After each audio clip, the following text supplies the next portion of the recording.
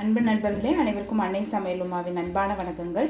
இன்றைக்கி அன்னை சமையலில் பார்க்க போகிறது ரோட்டு கடை சிக்கன் சால்னா. வாங்க எப்படி செய்கிறதுன்னு பார்க்கலாம்.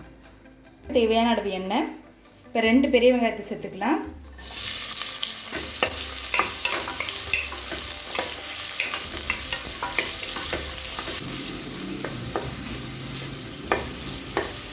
ரெண்டு டீஸ்பூன் இஞ்சி பூண்டு விழுது,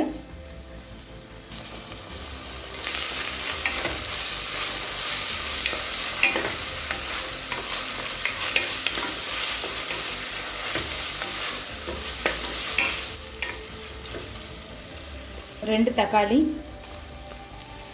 தேவையான அளவு உப்பு,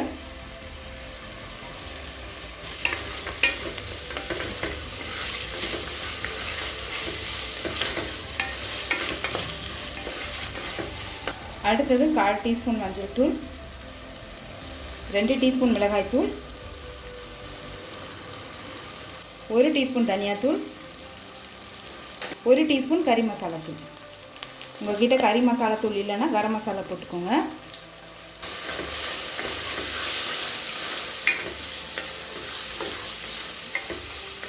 இப்போ மிளகாத்தூள் வாசனை போக 1 நிமிஷம் வரைக்கும் நல்லா வதக்கிக்கலாம்.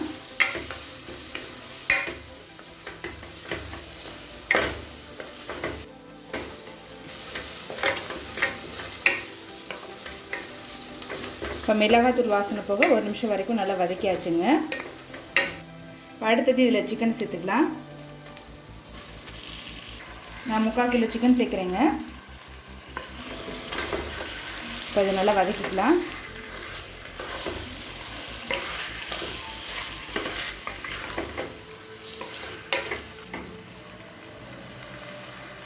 தேவையான அளவு தண்ணி சேர்த்துக்கலாம்.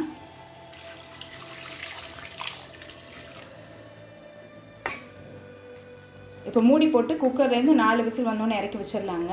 கடையில் விற்கிற சால்னாவில் இருக்க சிக்கன் பார்த்திங்கன்னா நல்லா சாஃப்டாக இருக்குங்க. அதே மாதிரி நல்லா சாஃப்டாக வேக வச்சுக்கணும் சிக்கனை.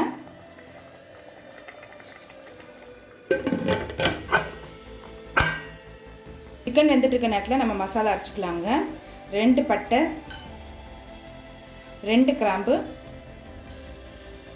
2 ஏலக்காய், 1 டீஸ்பூன் சோம்பு, 1/2 டீஸ்பூன் மிளகு,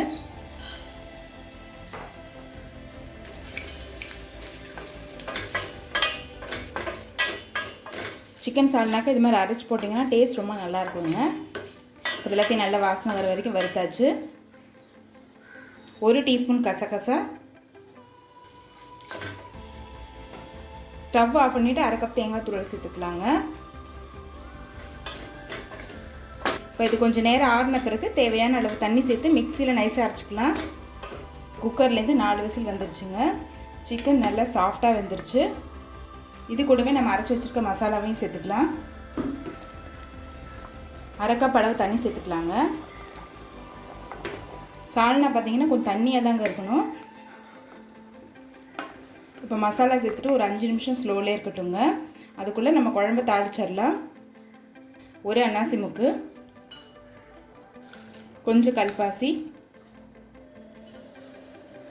1 ஜாதி பத்திரி, 1 கருப்பு ஏலக்காய். ஸ்லோலே வச்சு தாளிச்சுக்கோங்க. ஏலக்காய் இல்லைன்னா பச்சை ஏலக்காய் போட்டுக்கோங்க. அப்படி இல்லைன்னா நீங்கள் பட்டை சோம்பு கூட போட்டு தாளிச்சிக்கலாம். சால்னாவை தாளிச்சுக்கலாங்க.